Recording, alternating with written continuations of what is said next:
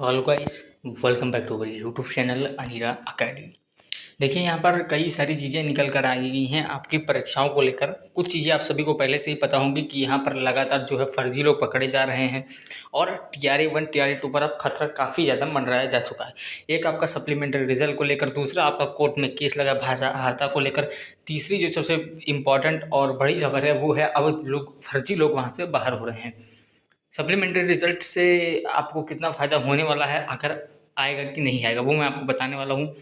साथ ही यहाँ पर TRA 3 री एग्ज़ाम में जो होने वाला है, इसमें क्या फेरबदल अब आपको देखने को मिलने वाला है।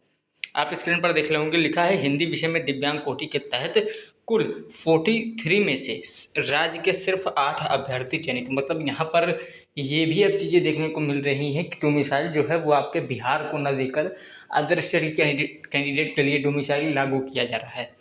बहुत सारी चीज़ें हैं, मैं आपको सारी जानकारी देने वाला हूँ, ध्यान से वीडियो को देखिएगा, क्योंकि ये चीज़ें जो हैं आने वाली परीक्षाओं में आपके साथ हो सकती हैं, तो ध्यान से चीज़ों को देखिएगा।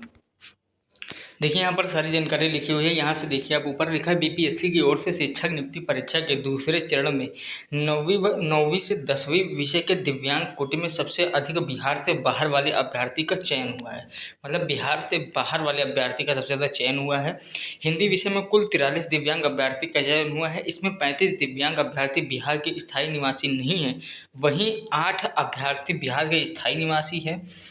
फिर उसके बाद देखिए, RTI के खुलासे के बाद विभिन्न शिक्षक संगठनों में, यहाँ पर देखिए रोज है, BPSC ने RTI के जवाब पर बताया कि 23 दिसंबर 2023 को जारी किया गया विद्यालय अध्यापक परीक्षा में दिव्यांग कोटे के तहत बिहार के स्थायी निवासी 5 पुरुष का चयन किया गया, वहीं अन्य राज्यों से 28।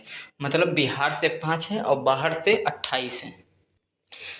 यहाँ पर देखिए, निवासी तथा 3 महिलाओं का चयन हुआ है, जबकि राज्य के बाहर 7 महिलाओं का चयन हुआ है। यह आंकड़ा केवल 9वीं से 10वीं विषय का है। इस पर संघ ने दिव्यांग कोटे की में आरक्षण का लाभ दूसरे स्टेट के अभ्यर्थी को भी देने का आरोप लगाया। मतलब ये कहा गया है कि जो भी आपके बिहार के हैं उसको आरक्षण ना देकर दूसरे राज्य के कैंडिडेट को आरक्षण दिया जा रहा है, इसका आरोप लगाया गया है।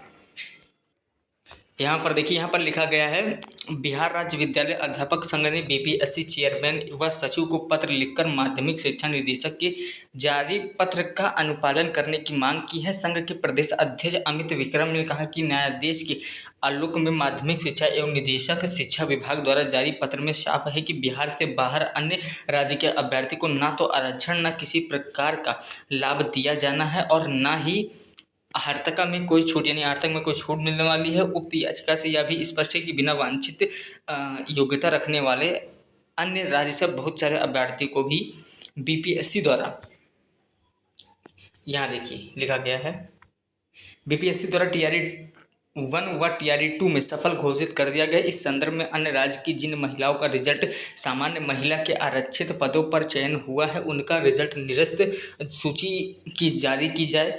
और अन्य राज्य की जिन महिलाओं का रिजल्ट सामान्य सीट पर चयन हुआ है, यदि उनका सीटेड में प्राप्तांक 60% से कम यानी 90 अंक से कम है, उनका भी रिजल्ट निरस्त कर सूची जारी की जाए। दिव्यांग कोटि में अन्य राज्य के विभिन्न जिन अभ्यर्थियों का चयन हुआ है, उनका भी रिजल्ट निरस्त कर सूची जारी की जाए। रिक्त पदों के लिए सप्लीमेंट्री रिजल्ट जारी की जाए। देखिए, सप्लीमेंट्री रिजल्ट भी अब जारी करने की मांग हो गई है, क्योंकि सप्लीमेंट्री रिजल्ट भी एक बहुत बड़ा मुद्दा है। बिकॉज अगर आपके पास सीटें खाली हो रही हैं तो सप्लीमेंट्री रिजल्ट आखिर क्यों नहीं आ रहा। अब इस पर लगातार चीज़ आपको आगे देखते हुए मिलेंगी। अभी मांग की गई है, देखते हैं इस पर फैसला क्या आता है। जो फैसला होगा वो आपको हमारे चैनल के द्वारा दिया जाएगा, तो आप सब्सक्राइब कर रखिएगा। रही बात आगे की चीज़ें की, देखिए फिर से मैं बता दे रहा हूँ उन छात्रों को जो TRA 3 में अपना एग्ज़ाम देने वाले हैं, अगर आप बिहार के बाहर के हैं, महिला हैं पुरुष हैं, किसी भी कैटेगरी से हों, कुछ भी हो, फ़र्क नहीं पड़ता। अगर आपके 90 नंबर नहीं है सीटेड में, पेपर देने बिल्कुल भी मत जाइएगा। अगर पेपर देने जाएंगे, नुकसान पूरा का पूरा आपका है, यहाँ पर और किसी का नुकसान नहीं है आयोग ने पर।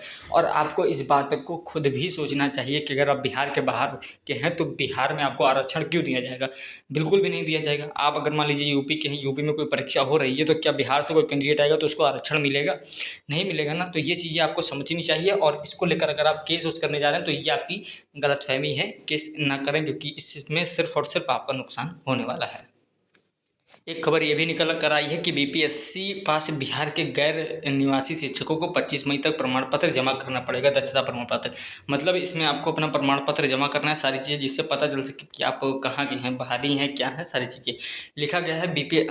बीपीएससी पास वैसे शिक्षकों की नौकरी जा सकती है जो बिहार के मूल निवासी नहीं है और फिर भी अधिनियम 3 का लाभ प्राप्त किया है। इसके बाद शामीन बनाम राज्य सरकार के मामले में हाईकोर्ट के आदेश के बाद शिक्षा विभाग एक बार फिर हरकत में आ गया है। अब यहाँ पर देखिए, वैसे शिक्षकों को चिन्हित करने के लिए शिक्षा पात्रता प्रमाण पत्र के साथ ही आधार कार्ड, डोमिसाइल सर्टिफिकेट जमा करने का आदेश दिया है।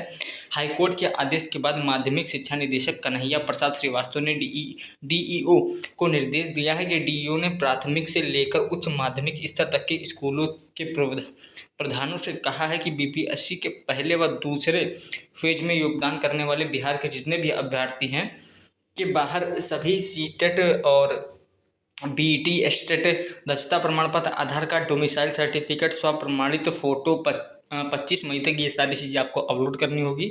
तब जाकर ये निर्णय लिया जाएगा कि आप उचित हैं, वहाँ पर योग्य हैं या नहीं हैं, अदरवाइज आपको बाहर कर दिया जाएगा।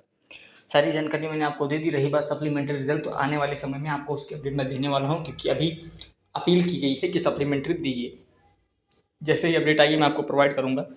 चलिए मिलता हूँ नेक्स्ट वीडियो में। हाँ, सही जानकारी के लिए चैनल को सब्सक्राइब कर रखें।